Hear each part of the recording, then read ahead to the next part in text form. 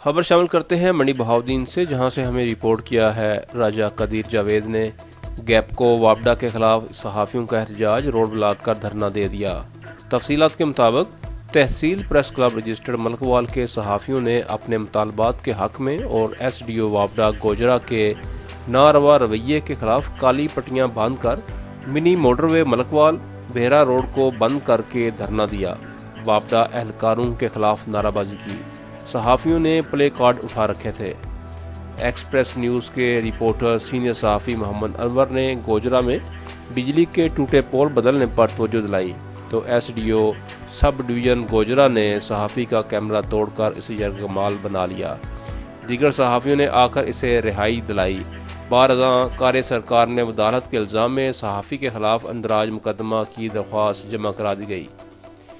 DSP Malakwal circle ने वाक़या का नोटिस ले लिया। इंसाफ की फराहमी की यकीन दहानी पर सहाफ़ियों ने अपना एहतजाज ख़त्म कर दिया।